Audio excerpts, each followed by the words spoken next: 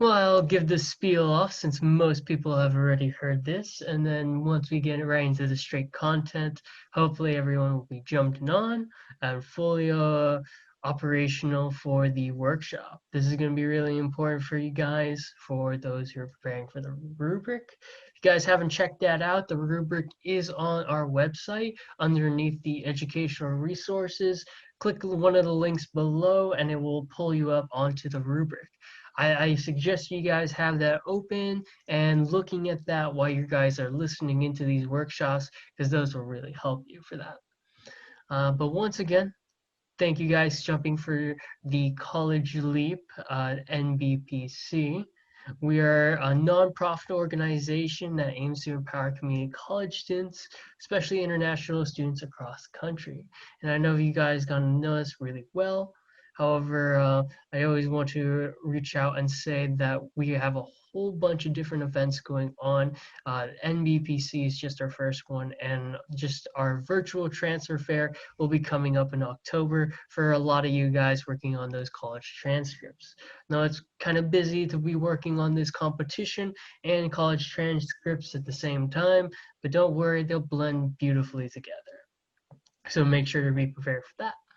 I'm going to pass this over to Albert, and please dedicate a full hour of your guys' time towards them. And we'll be answering questions in the chat while he's speaking, as well as at the very end, we can answer any questions right there.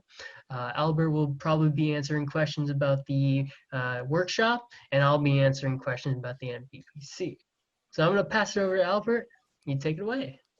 All right, well, thank you, Dylan. Hi, my name is Albert Napoli, and I will be your cruise director for the next 3 to 4 hours on a Friday evening as we go through this. I'm just kidding. It's not going to be 3 or 4 hours. It's just going to be an hour to talk to you about growth strategy when you're with your business. Let me just start and tell you a little bit about myself. Excuse me. Like I said, my name is Albert Napoli. I am the son of immigrants, just like a lot of you, you're the international students. My parents came over to the United States from Italy, and coming over here with little to no education. My parents were the first ones to go to college. Then they sent my brothers and I to college, and I attended the greatest university in the history of the universe, the University of Southern California. Fight on. That's where one of my brothers attended, a couple of my kids attended, half a dozen cousins attended, and my parents, my grandparents, they were all entrepreneurs. So I kind of grew up in this environment. After I graduated from USC, I went to work for a small real estate development company. And from there, I actually started my own real estate business and kind of grew it from there. Over the course of the years, I actually became a consultant, helping family businesses with succession planning from one generation to the other, helping small businesses start and grow. So that is what I do full time. I've come full circle, and I'm also a professor of entrepreneurship at the greatest university in the history of the universe, the University of Southern California. Fight on once again, where I've helped lots of my students start and grow. Excuse me. I have helped students and clients in every industry you can imagine, from starting a restaurant to a butcher shop to taking intellectual property that was used on the Mars rover and commercialize it for consumer products here on Earth. So I have seen everything. I've helped in virtually every industry you can possibly imagine. And what I'm going over today is just a tidbit of what I go over with my students and with my clients. Now, behind me, you see the SBDC logo. What I do is I also work for SBDC. I think they call me a senior senior consultant, whatever that means. But I do work with the SBDC. I've had a number of clients come through the SBDC, and I've helped them as well. Like I said, what you're going to see today is just a small portion of what is called PCC Venture Launch. And this is a 6-week program that the SBDC at the Pasadena City College here in Southern California puts on. We do this 2 to 3 times a year. Because of the Rona, we're doing this virtually this year. So we're opening this up to everybody around the United States, wherever you may be. If you are serious about starting a business and launching, we can help you do that. So before I start, I just want to give you what is called the Entrepreneurial Model. This is the model that every company in the world, regardless if they're the pho restaurant near your home, or if you're Facebook, this is the entrepreneurial model that you use. You have people who have a pain or an unmet need, and you, as an entrepreneur, identify what that pain or unmet need is. You produce a product or service, and you target a specific customer. And as you target that customer, you don't give them features, but you give them benefits. And once you give them those benefits, the customer, and we'll go over this in just a moment, the customer then is like, oh, thank God for this product. You also figure out how they want to receive it and what they're willing to pay for it, and how. Is it a subscription model? Is it a one-time fee? So basically, this is what every entrepreneur does. And in all these companies here, this is the unicorn club. This is all companies that have reached the billion-dollar valuation. And as you can see on your right-hand side, this is a little bit old. This is about 4 years old. Lots of companies have reached that billion-dollar evaluation. And if I were to extend this to 2019 or 2020, 2020 is a little weird. So let's just go to 2019. You wouldn't be able to see any of the logos because there have been so many that have reached this. And so what I'm going to go through today is how these companies grew. And before it would be easy for me to say, hey, just put Facebook ads, write a blog, if you build it, they will come. And that is absolutely the worst idea ever to try to grow your business. In fact, if you do that, save your money and go do something. Go to Vegas, because your odds of doubling your money are much better.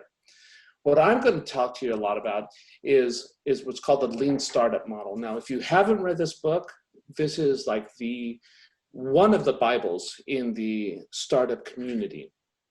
And what Eric Ries did, he's a professor at Harvard. He wrote this book that basically says you don't have to spend a lot of money to start your business. You need to be smart about it. If you think that this is a rich man's game, a rich woman's game, you are absolutely wrong. You look at the resources that are available and leverage those to make your dream come true.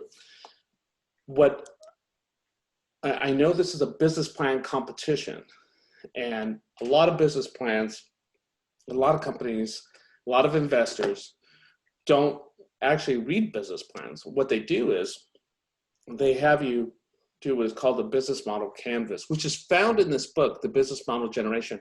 This is like the second Bible of the ecosystem startup community. And in the business model generation, like I said, they have they have the business model canvas, which is 9 quadrants. And in these quadrants, there's, you do a lot of research on your customers, constantly asking for feedback from your customers so you can continually adapt and grow with your customers. So there's 9 quadrants, but we are actually going to be looking at a few quadrants. We're going to look at the value proposition, and this is basically not what features does your product or service offer, but what benefits? Remember to the first slide, what benefits? I don't care how your app works. I don't care, I may care to some extent what ingredients your product has. I just want to make sure that it does what I want it to do. So what is the value proposition for your customers? And the customers is, who is the customer? Now here it's pharma. This is one example, but your customers, who are they? Define them. I want you to define them. Now I'm going to spend a little bit of time before we go into how to grow your business on this, because I want you to take the limited resources you have and I want you to use them correctly. And I have seen quite literally at this point, thousands of pitches to investors, and the investors all want to know who's your customer and what are they looking for? What's the value proposition to each? And then once you get that together, and I'm going to go over this in a moment, then everything else falls into place. So I am helping Dylan here with this. You may have 99 problems, but your pitch will not be one of them. Thank you very much. The other thing is channels. So on the right side of the canvas here are channels. These are not marketing channels, but how do you distribute your product to your customer? How do they want it? Not how you want to give it to them, but how do they want to receive it? We're not going to talk at all about this, but here's where we're going to spend a lot of our time, is in customer relations.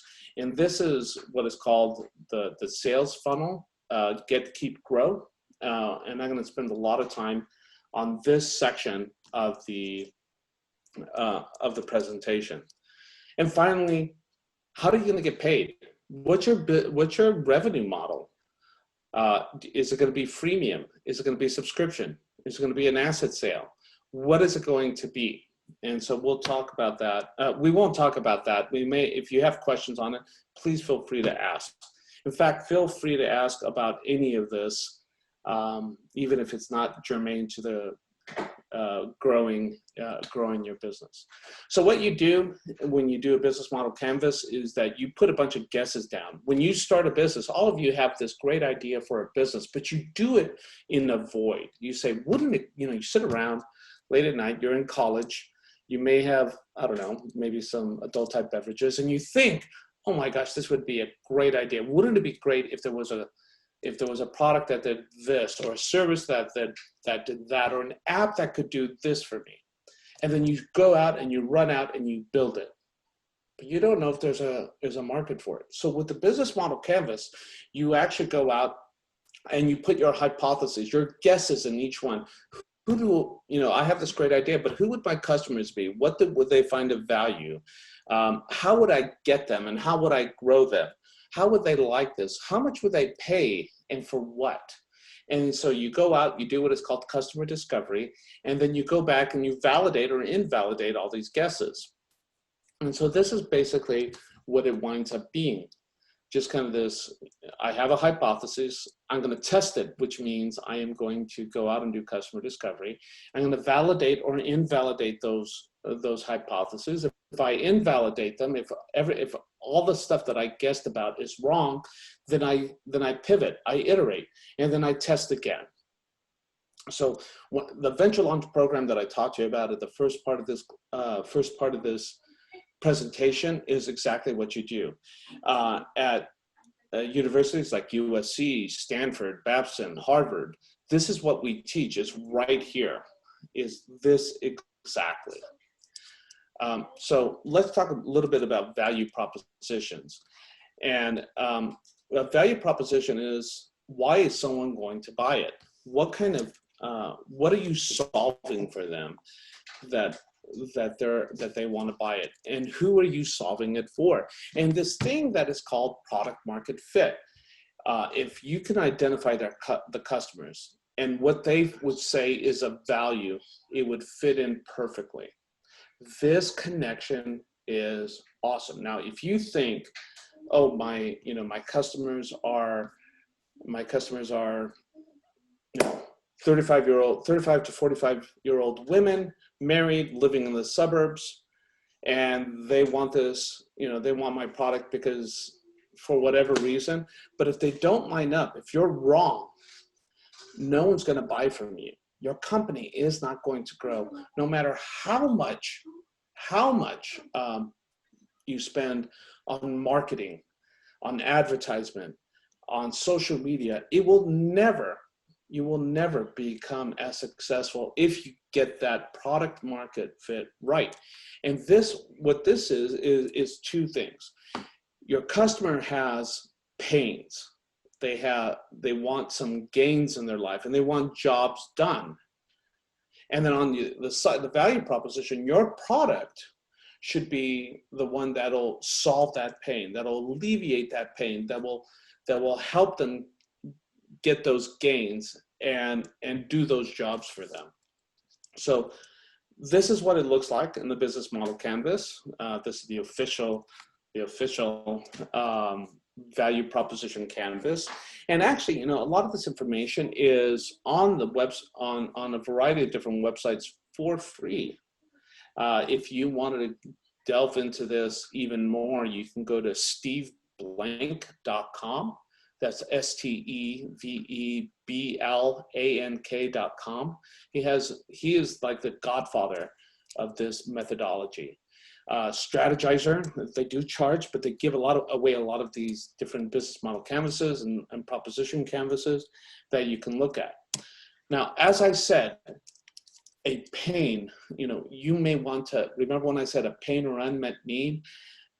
So a pain is, you're trying to reduce or eliminate wasted time, costs, negative emotions, or risks.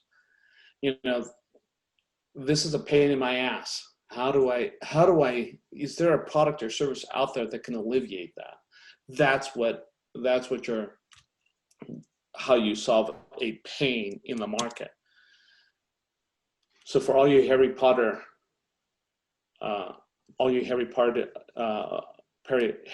phobes, in the chat, can you tell me who this is? Anyone? I may or may Neville. Yes, Neville. That's yes, Jay. That is Neville. That's Neville on the left-hand side. Who's on the right-hand side? Does anyone know? You can put it in the chat as well. So Neville, the boy on the left-hand side, his name is Matthew Lewis. And the person on the right-hand side, his name is Matthew Lewis. This is Neville all grown up. And actually, as you can see here, he is the embodiment of gains. Kind of a nerdy little boy to like this intense looking model. And so a gain is, how do you create benefits? And the gain for a customer, and the gain is usually, I didn't know I needed this, but wow, thank God I have this product or service that does this for me. So these customer segments, there are many different types of customers, and you have to, especially when you're dealing with a company, a B2B, business to business type of business model, you need to know who your customer is. And within a company, especially the larger the company, you may have one or more, if not all of this, from the user to the saboteur. The user is the actual one who's going to use your product or your service. The influencer is the one who perhaps says, who may not have any power, but says, yes, we need to buy that. And so the owner of the company, the buying manager, buys it. That is very much like the recommender. The decision maker might not be the same as the user. The decision maker may be someone in a purchasing department.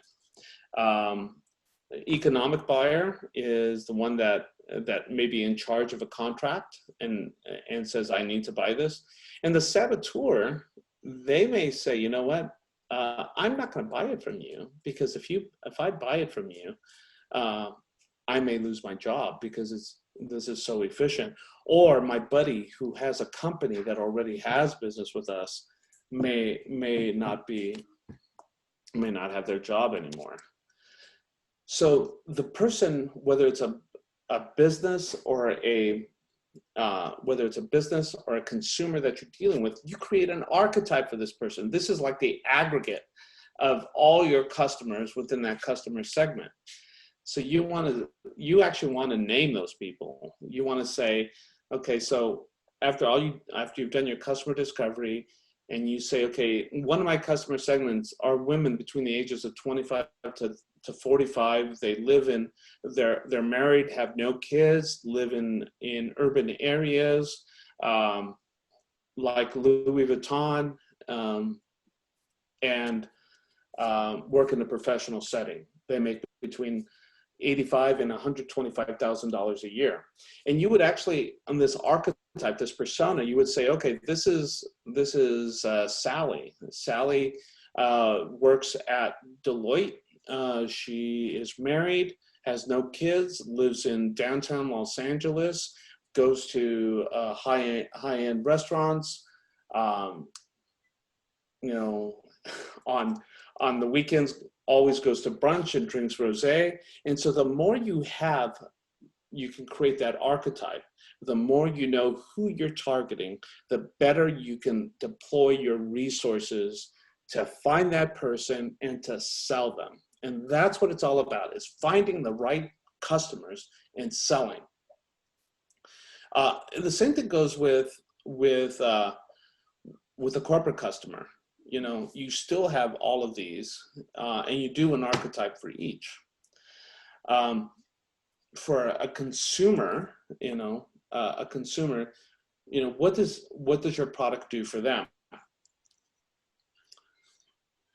How does it help? Does it entertain them? Does it alleviate, a basic need?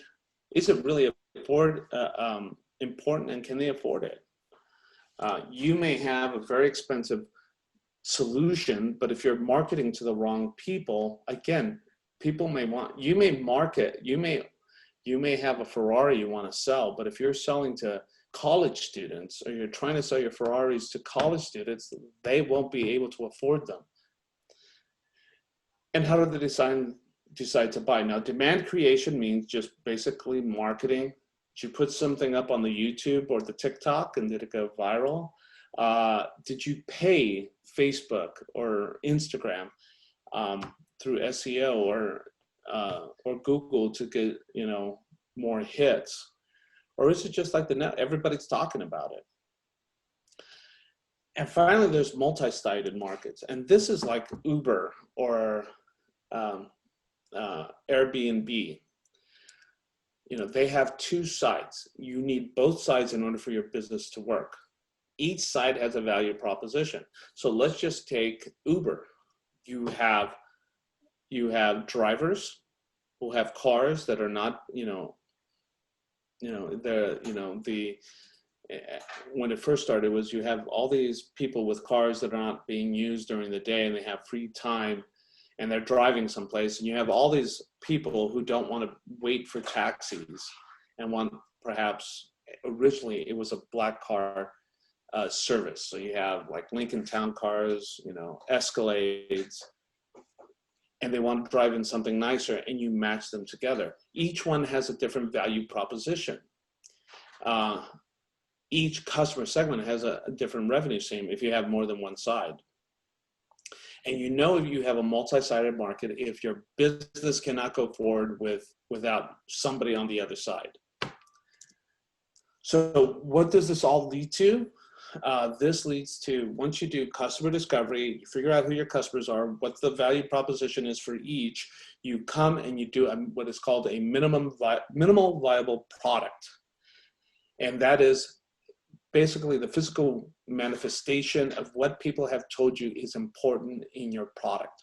Once you have this MVP, this minimal viable product, then you can go out and just sell. And what you do this, and this is how you sell. There's to the top left hand is for products and services. To the bottom right hand, that is for web-based or apps, if you want. And I'll go through each one of these. So for physical products, the way you get customers, the way you obtain them is by earned media. And what is meant by earned media is who are, earned and paid media. And those are targeted, that's basically marketing targeted to those archetypes. This is a couple slides ago. These are the archetypes that you want to target. The people that you have identified are the people that would be the most likely to buy your product or your service. So paid demand is basically you're paying to get in front of people, from everything from paying marketing and public relation companies, going to trade shows, doing business development, sales, having a sales team, doing Facebook ads, doing Instagram, paid Instagram posts. That's all paid demand creation. And that for every company has a budget for this. But there's also earned or free demand creation. And that is when you're able to get your product or service out there and in front of people without having to pay for it. And so if you're invited to speak at a conference, or you're, a friend of yours, or somebody puts your product or business on a blog or a newspaper, I don't know if anyone reads a newspaper anymore, but a blog or website that creates traction. If you're part of a community that talks about this, that's all free. The more free you can do, the better, except free is really, really hard to get in front of people, because usually when it's free, it's harder to get the attention of people. But that may not always be the case. So this part of the get customers is called customer acquisition cost. You're paying first to have people aware of who you are, then have interest, say, you know what, I might buy your product or service, to actually giving you a credit card, Venmoing you money, old school writing a check, or giving you cash. This customer acquisition cost, you have to keep in mind. How much is it going to cost you to acquire a customer? Now, remember, let's go back for just a second. On your customer acquisition cost, on your customer archetype. Now, if your archetype is this woman between the ages of 25 and 35 that lives in an urban setting, you would probably not advertise to this person through, Farmers Weekly. You would probably look at what do women in that age group, in that demographic, in that geographic, where do they consume their media?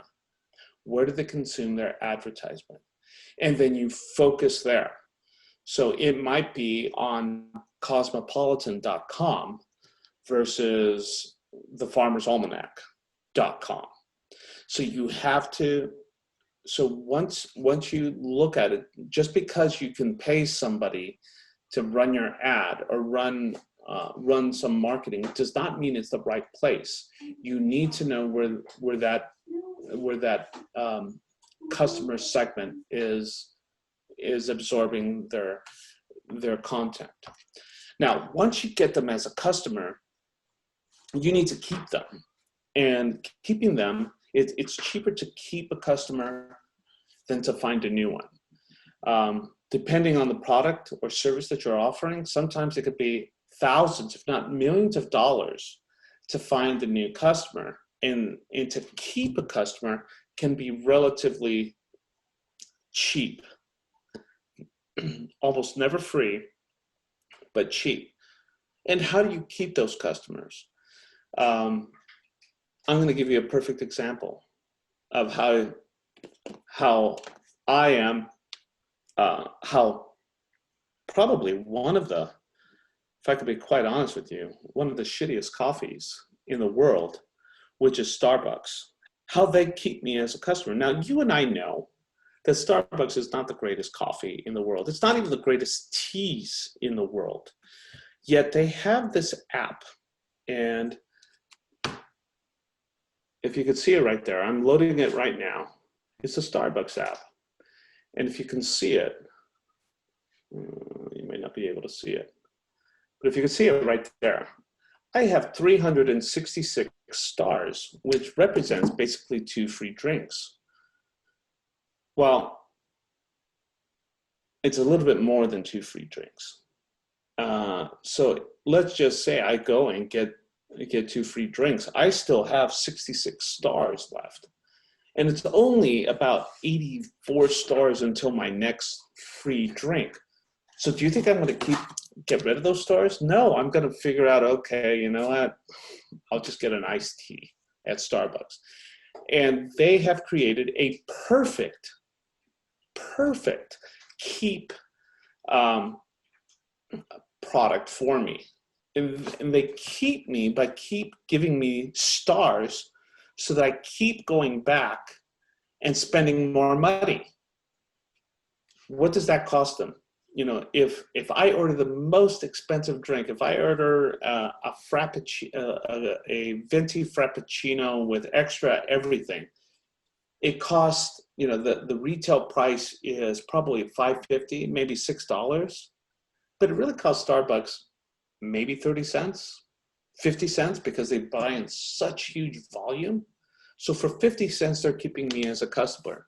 If they needed to get me as a new customer, it might cost them $5, $6, $7, $8, $10 to get me as a new customer. So of course they're going to give away a drink every now and then. So for the customers that you do not keep, that's called attrition. That's impossible to keep 100% of your customers. And if you can do that, I'm going to say you're a liar, because your customers will die, literally. They'll go out of business. They'll move away. So you are going to have attrition, and you have to account for that. You have to count, okay, so many of my customers are going to leave me every year. Now, let's say you sell cars. Let's say you're a dealership and you sell cars. To the average family, you will sell 1 car every 3 to 5 years. And unless they're incredibly loyal to your brand, they may go to another one. They may jump from Mercedes to BMW, Jaguar. So your attrition in some cases may be incredibly high. It may be 50%, 100%. Well, maybe not 100%, but it'll be really high. So you have to keep that in mind as to how many people I lose, how many customers do I lose every year or every cycle that now I have to fill this funnel with. And then finally, you grow your customers. So you say, hey, you know what? I got you now. Look, we have a new offering. You know, you are at our medium package, you know, for only $6 more. You can go to the ultimate package. And this actually happened to me just the other day. I am a AAA member, you know, Automobile Club of America. And I was a gold member, and they said for only $6 more, we can upgrade you and your family to the platinum status. And with the platinum status, you get tows of up to either 200 or 300 miles. You know, I don't know when I'd ever want to tow anything 300 miles, but I said, sure. They upsold me right here. And because they upsold me, now I'm going to be a member for at least another year.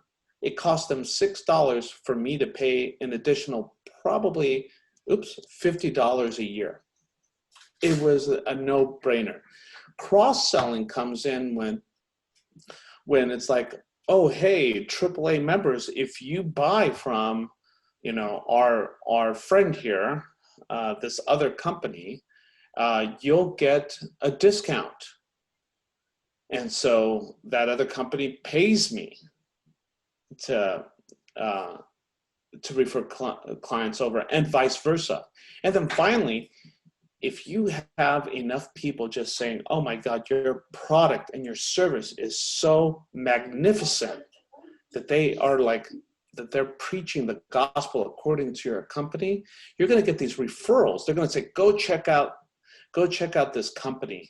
And these referrals will come in here, and then they will start looking at it, and they'll start Googling it, and they'll say, wow, I'm aware of it. Sounds interesting. When I'm ready, I'll buy it. And so this is how you get customers, you keep customers, and you grow them. It's all right here, but it starts with knowing who your customer is and what is important to them. Now, if you go, final thing about this is what is called the lifetime value of a customer. This is kind of hard to calculate. You know, if you sell one car to a family just one time, that lifetime value is pretty easy to calculate. And it's like, well, you know, I sell BMWs, so the lifetime value is $65,000. Of that $65,000, the dealership maybe makes 5 or 10,000. So this is pretty easy to figure out. But if it's like a customer that comes into your store or a store and buys your product every once in a while, is it like a razor where you need to change the heads every once in a while, or a printer that needs cartridges every so often? That is kind of easy to figure out the lifetime value of that product or service. For web-based, if you have an app, if you have a SaaS, a software system, it's kind of the same, except, you know, before you had awareness, interest, consideration, purchase, you have acquire and activate. So what you have is like, you basically have the same earned and paid media to get people onto your website, onto your app, to download it. And then once they download it and once they're on their app, then to give you their credit card to say, okay, let's go. And there's a different ways to do it. They too have a different way to keep, you know, loyalty programs to keep your customers. You know, what is that? What is that when you think of web-based companies? You know, Amazon, I'm sure all of you have Jeff Bezos delivering packages to you, especially during this time of Rona. Amazon, every day, I believe it's every day, at least for me, it's every day. They send me an email about different things that I might want. They're pretty right a lot of the time, so I just keep going back. And then finally, that grow. And the grow is the same thing, is that upsell all the way to referrals. A couple of different things to remember, especially with software, is your lifetime value should be 3 times your customer acquisition cost, at least 3 times your customer acquisition cost. So if it costs you $10 to get to acquire a customer, during the lifetime of that customer, they should buy at least $30 worth of stuff from you. And not only should they buy at least $30 worth of stuff from you, they should do that in less than 12 months. Now, these are all rules of thumb, but these are things that you need to consider in order to make your business grow and thrive. Because, you know, like for example, Groupon was the worst business model in the world. The lifetime value of their customers was pretty short, and their customer acquisition costs were sky high. It was virtually 1-to-1. So they didn't make any money, or very little money. They just kind of churned money. So you want to be aware of how much you're spending to acquire those customers and how much those customers are going to buy from you over a course of time, a period of time. This is, you know, in most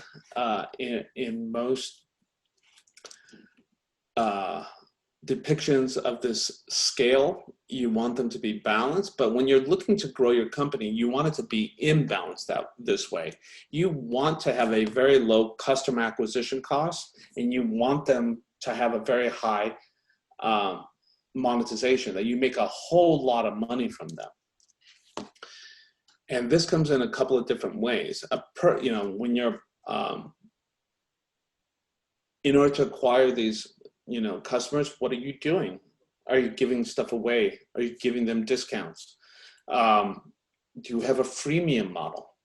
You know, Skype, for example, at one time before you know, FaceTime and Google Meetup, you know, had 400 million customers. Of those 400 million customers, only about 10 or 20 million were actually paying. And those 20 million were what was funding the company. That was a freemium model. So what are you doing to get those customers? And on the other side, what are you doing to make sure that they're paying you money? A bad thing would be if you spent too much money to acquire these customers, or if you had high churn rates. You know, maybe you have a great sales force, but a crappy product. This is what you don't want, is to have these red arrows.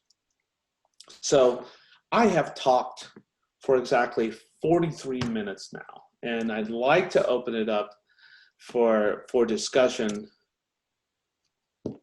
or questions from all the participants out there. And you can ask me anything. All right, if you guys want to, you can use the chat or the Q&A box. I'd say use the chat if you have a smaller question, and use the Q&A box if you have a longer question. But thank you so much, Albert. I really appreciate it. It was a wonderful presentation, and I have to say I've been to a lot of these, but this one was really informative. Well, good. I'm glad. And like I said, Dylan, there is no easy way about this. If you take anything away from this lecture, is when you start your business, know intimately who your customer is and what they want, and give it to them. And if they say, I want this product in purple, give it to them in purple. Even if you hate the color purple, give it to them in purple, and they will buy it. Yeah, actually, I think that's a great way to go about it. Oh, your first question has popped up in the queue. Yes, so the first question is, how does cost measurement work with a service rather than a product? And that is, you know, great question, but it works the same thing. So if you are, let's say you're a law firm, how much does it cost you to go out and get a client? Now, if you have an attorney get a client, to go out and find clients, how much does that attorney charge? Is it $300, $400, $500 an hour? And what are they doing? Are they going out and having dinners with prospective clients? So the cost of that dinner is also a cost. Are they going to conferences where potential clients may be? Well, the cost of the conference and that attorney's time is there. Or is that too expensive to do, and you hire a business development person, which you pay maybe $50 an hour, and they do that for you? So you can calculate it the same way, but you have to keep track of what they're doing and where they're going. Other questions? Oh, and I wanted to say, since you guys did show up to this recording session, if you guys have questions about your own ideas or things that you know, you've been thinking about in the lab, and you want to have for this particular competition, I think it's a great way to ask someone for advice on how you would manage that product. Another Yeah, question absolutely. popped in. So the other question is how to elaborate the minimum viable product to a better product. So what I said was earlier, we do what is called customer discovery. And there's a whole art to customer discovery. Customer discovery is different from product discovery or marketing discovery. It's about what is the pain that your potential customers have, and a minimum viable product is I tell my students, my clients, that they need to interview a minimum of 50 people. 100 would be even better within the same customer segment.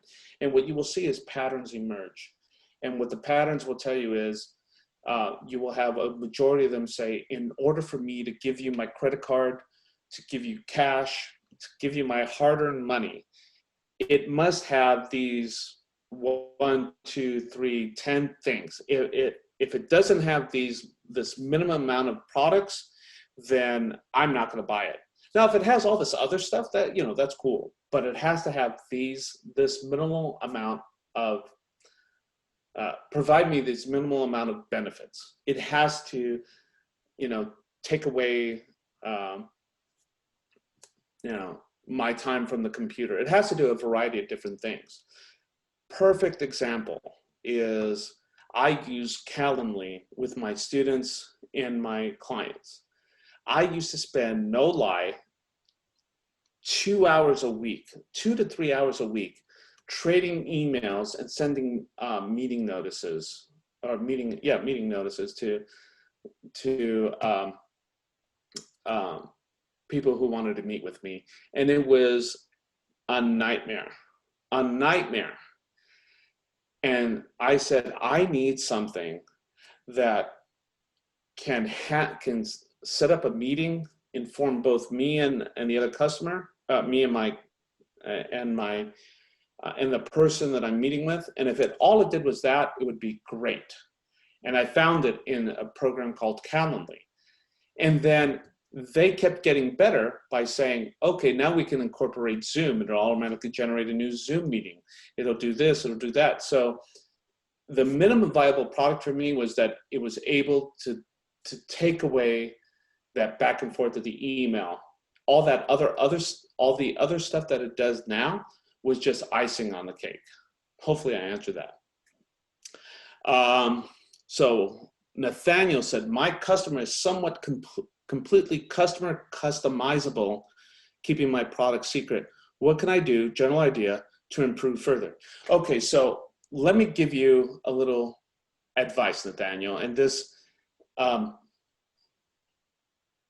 if you're worried about somebody stealing your idea, and if it is that easy to steal that if you mention it to someone, they can go ahead and replicate it exactly, you do not have a good idea. I believe that you should go out there and tell everybody you can about your product or your service. Now, with some caveats. If it's an app or a computer product, or software product, I would not tell them what the code is. I wouldn't go that far. If it is a product, do not tell them what your secret ingredients are. But I would definitely tell people, if you try to do this in secret, you're never going to get help. And I can't begin to tell you how many people want to help you, especially if you're college students, regardless of what college you go to, whether you're at a community college or you're at a state school or a private university. It doesn't matter. If you are a college student, you are like an adorable puppy that everybody wants to be around and hold. So go out and talk to those people about it. And customer discovery isn't, hey, this is my idea, what do you think about it? Customer discovery is, hey, what's a pain in your morning? Or what is a pain in your life as it relates to what you think for a product and service? and they go and they talked about it. So if you, the one thing that I hope you don't do is in your mind say, I have the solution, and then you try to go find a problem to solve. You want to hear what the problems are and then come up with a solution. That is a better methodology behind it. Next question. Would the idea of customer acquisition for nonprofits be any different? Great question. Absolutely not. And so I want you to remember that a nonprofit is a tax status, not a business model. Nonprofit just means you don't pay taxes because you're providing, your entity has a mission to help a larger group. But it should be run as a business. And as a business, you need to make sure that you can stay afloat. There are over 23 million nonprofits in the United States, and they're all vying for money, for grants, for donations from the same small group of people. And as there are more nonprofits, the amount of people that can give are not growing at the same rate. So what you have to do is say, what can I do to make my nonprofit, my business sustainable? So I don't have to rely on grants or donations, or maybe have to rely on a lot fewer grants or donations than my counterparts. Also think about this, and there's nothing wrong with this. Also think about having a for-profit company with a mission, like Tom's, Warby Parker. They are all companies that make money and help people in the meantime. So that is another way to think about helping others while helping yourself. Another question, besides seeing a mismatch between a valuable proposition and customer needs, when do we know when to rule out a guess in our business model canvas? Well, that's great. So what happens is let's say you actually kind of rank them. So, you might say, I think a customer segment is this person, or I think the value proposition are these 4 things for this customer segment.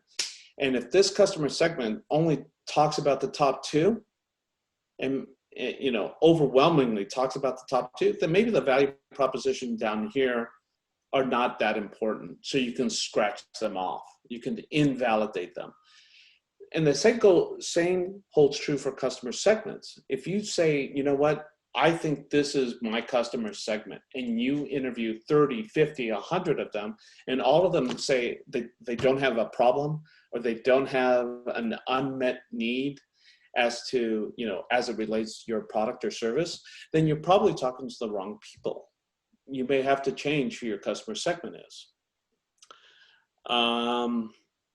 When starting a business and lacking funds to develop or promote your product, would the same strategy to acquire customers be used for acquiring investors, or should a business be self-sufficient in that regard?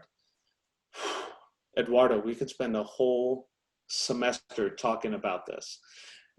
So let me just say real quickly that if you're not launching your business because you think you don't have the money to do so, that is the wrong reason to not start with your business. There is a ton of money out there.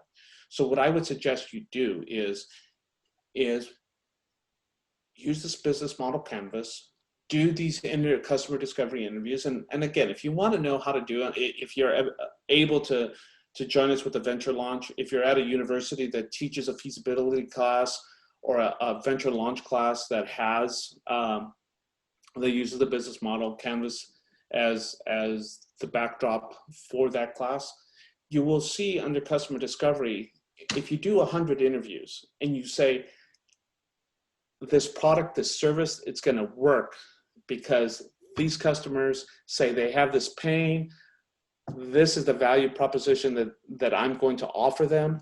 I have a product or service that is is unique, that has a competitive advantage, that is hard to copy by competitors out there. And if you go to investors and say, look, I have all of this come together, it's still going to be hard to get money from them, but they are definitely going to listen to you. The first place to get money is friends, family, and fools. After that, like Kickstarter and Indiegogo. After that, although it's more expensive, if you can put it on credit cards. Before you do all of that, I want you to go back to that book that I told you about, the lean startup model. What can you do today to get your product sold? And sometimes it means you produce 100 of your products and you sell 100. And maybe the margins are not great, but you know that with economies of scale, the more you sell, the cheaper it'll be to produce each unit. So you sell 100, then you maybe go out and buy 500, or you produce 500 of your product, then you go and sell 500, and then you go and buy 1,000. And it takes a little bit more time. It's much more organic.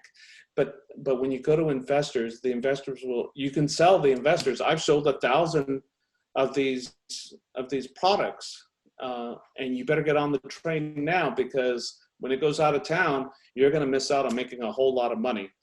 So hopefully that answers your question. From the Calendly example, I get the sense that the product is not necessarily a new product, but something built on top of something that was made already. It seems many products are made this way, but how do they make themselves stand out as unique solution rather than, say, Calendly version 2.0? Great question. So let me go back to my iPhone. So there we go, my iPhone.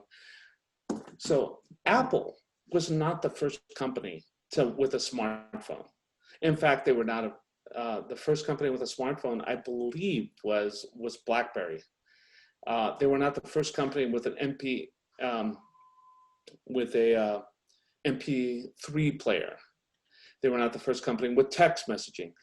They were not the first company to put all of this together, but what they did that was so unique that they made, what Steve Jobs did was he knew that people loved the aesthetics. He knew people loved a seamless, frictionless type of, it's Friday afternoon, sorry, kind of experience. And so what he did was BlackBerry had was very tactile. Theirs was just swipe and touch on a glass surface. And so all it is that there are very, very, very, very, very few new ideas. What is it about your idea that is special? And sometimes it has just to do with branding and marketing. Sometimes it's truly a unique twist on something that's already out there. And sometimes you just came up with something that no one else has, and you just need to go out there and market it. You need to find what is special about your product. What is it going to be so hard for people to copy? And I hope that answers that question. Do you think it's worth patenting ideas, even if they don't come out from paper? Here's the thing about patents.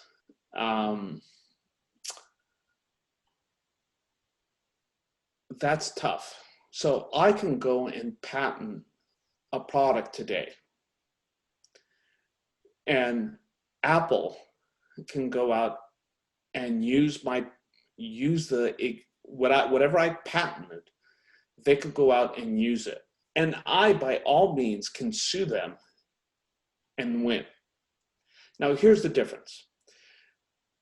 Apple has $200 billion in the bank in cash reserves. I don't. So will I win? Theoretically, yes. But actually, in order to win, it's going to cost me millions of dollars to fight Apple. The other thing about a patent is after, I believe it's 20 years, the patent expires. And once the patent expires, then it's open for all people. So if you are going to patent it, I would highly recommend that you do it and go to market extremely quickly. And also remember that not all things are patentable. And there's whole semesters in law school talking about patent law, about what is and what isn't. So with patents, if you have a limited budget, that might not necessarily be the first thing that I would pay for. Where do startups find investors? Conventions, Shark Tank. Shark Tank is great if you can get on there. If you don't have any large running boils on the side of your face, you're made for TV. But investors are everywhere. So even if you're at a community college in whatever city that you're in, there are incubators, accelerators, there are hackathons, there are angel groups, there are VC groups in virtually every city you can possibly imagine. And all it is going out there and finding them. There's kind of a hierarchy as to who would invest at what stage. At the very earliest stage, usually, no professional investor will invest in you. And that's where you go to mom and dad and grandma and grandpa and ask them to pour their entire life savings on you. Well, hopefully it's not their entire life savings. But once you start getting a little bit of traction, then you go to angel investors. And angel investors are usually high net worth individuals, people who maybe have started companies and sold them and want to be in on the ground floor. And they'll give you anywhere from $50,000 to maybe $1 million or so, depending on what your product or service is. And then VCs are kind of the next level up, where your business is up and going and you needs to go to the next level, or you want to have your company go public. But whatever the case, whatever city you're in, there are people that want to invest in your type of company. All you have to do is go out there and network and find them. They're out there, trust me. Unless you live in a real rural area, they're virtually in every city. How do you advertise to your donors? Now, donors, do you mean, I'm going to assume that this is for a nonprofit company, because you use the word donors. So donors it's the same thing. You do, who's your customer segment? If your nonprofit deals with homelessness, who are the people that would donate to Homeless Matters? They're usually they may be much more liberal in their politics, perhaps younger. So you look at the same type of demographics and you go find them. There are a number of different companies that provide lists, provide services for you to find specific type of people. And there's a whole cottage industry around that. And so you can find these people that you're looking for. Even if you do targeted ads on Facebook or Instagram, you can say, this is who I think my customer is, this is where they live, and I want to target them. Can design alone be the factor that separates my product from others? Yes. But, so let's take Supreme. I know a lot of you have Supreme, and I want you to think about Supreme. What's so special about them? It's white block letters behind a red background. Now, Supreme is not an overnight success. They've been around for probably 10 or 15 years, but in the last 5 years or so, they've really taken off. And it's only because of their design.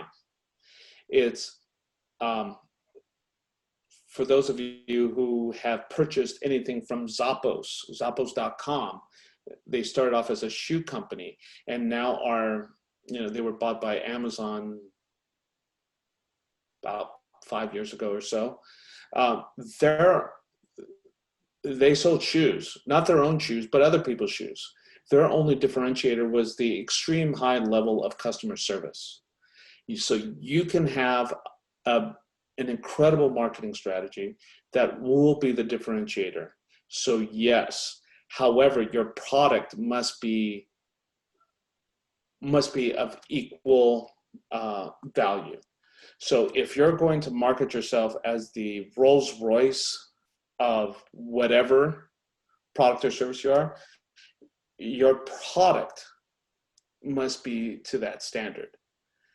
If you're going to market yourself as a Hyundai, that's not a problem,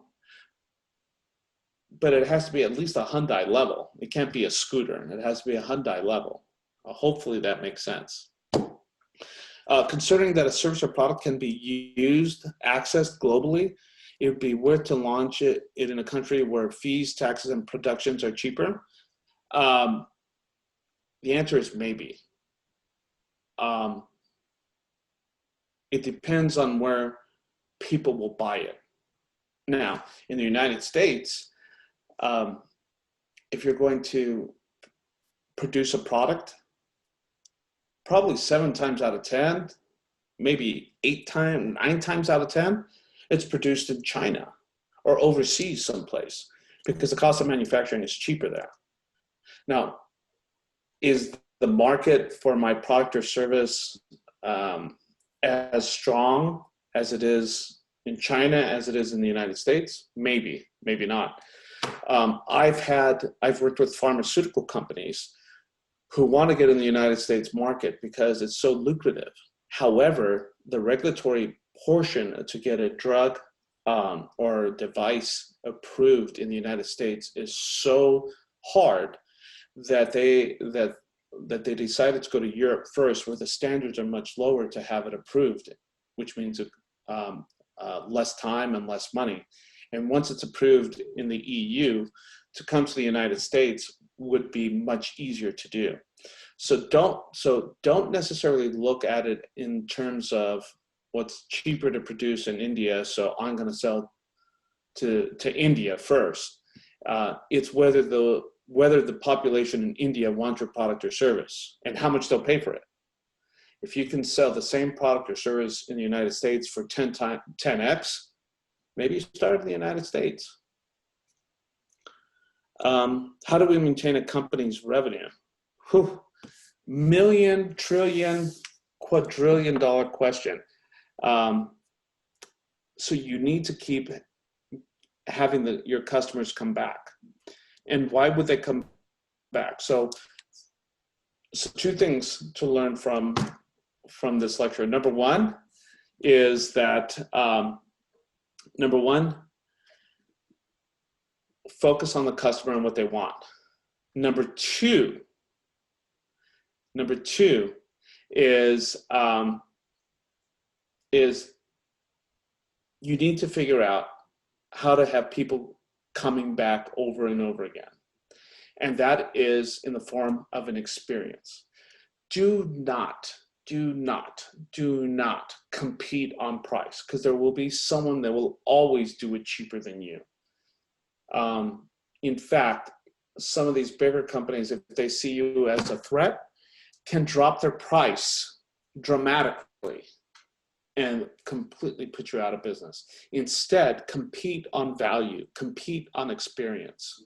Now, I told you about how shitty Starbucks is, but you know what? When I go to Starbucks, at least before the Rona hit, for a lot of people, Starbucks was like a second office because they knew exactly how it was going to feel. They knew the music, the smell of that coffee brewing. I mean, it smells much better than it tastes. And so you have to figure out, what can I do to make customers keep coming back? What is the experience? Do you love your customers? And if you love your customers, it'll show and people will want to come back. So it's a combination of providing value. That doesn't necessarily mean the cheapest price or the highest price. It means providing customer service, and sometimes actually telling people, you know what, this might not be the right product or service for you. Being honest with them. I mean, again, your question is not a semester long. It is like a lifelong subject that people try to learn. Speaking of price, how do we translate nonprofit ideas into for-profit product? So that is kind of, I'm not exactly sure what you're referring to, but a nonprofit idea, you know, is it like helping the homeless, saving children? There are ways in which to make a profit. So let me give you an example of someone that I teach with at USC by the name of Adlai Wortman. And Adlai was a Wall Street investment banker and hated his life to no end. Because, you know, when you're an investment banker, you're doing the work of the devil. But he really wanted to help. He really wanted to help people, and what tugged at his heart was homelessness. And so he went to work for a nonprofit in Los Angeles called Chrysalis that helped people who were homeless transition back into work. And what he found was he had a very high success rate, about 85%. But there were 15% of people that had been in prison, in jail so long, had been on drugs so long that it was hard to coach them and teach them how to find, keep a job. And no one would want to hire them, because on the first day of the job, they would literally punch out their supervisor because they thought they looked at them wrong. So he created a company that was street cleaning. And within this nonprofit, he created a street cleaning company that, because it was underneath the nonprofit, that didn't have to make a big profit. It actually had to just break even. But it employed these people, the worst of the worst, and really trained them, and was able to get their success rate from 85% up to about 93%. And this company that he formed under this nonprofit umbrella generated $4 million a year in revenue from having these worst of the worst working for them. It was not easy to manage, had a lot of other issues that maybe traditional businesses don't have, but it can be done. And, you know, you have to think about it, whatever part of the business you're looking at, you have to think about it critically, because if the answer was that easy, everybody would do it. So you think about things critically. So Dylan, I think that was our last question. Yeah, we got through about 15 questions there. I'm really glad for that. Yeah, well, I'm glad that there were lots of questions, and like, you know, as you can see, that's my my SBDC, my PCC email address. I also put the information about the venture launch, and Don Lowell, who runs the SBDC in Pasadena, if you want some more information about how we can drill down on all of this for you. If your college or university doesn't have a program like that, we'll be more than happy to, you know, enroll you in ours. And if you have any questions, just let me know. As I wish every entrepreneur good luck, go out and find them, and just, you know, don't give up. So give it back to you, Dylan. Yeah, you know, there's one good piece of advice that I always carry around with me, and this is for everyone who's still in this chat. It is a really important and key role, and I've gotten to know this over the 3 years I've been in college. Always follow up. Always make sure you're following up. This may not be the opportunity that will match up with College Leap. However, if you want to take this further beyond and you have a real big idea that you'd like to go on to, then I think it's really great that you guys get even more professional help. You can never have enough mentors in your life. So please take advantage of this. And thank you guys so much for joining in on this. And I really appreciate that. You guys have around 4 more workshops to go, halfway there. So appreciate it. Hope you guys keep on coming up with those great ideas and get those applications in by October 1st for those semester schools and October 10th for those quarter schools. You guys take care now. Thank you. All right, thank you.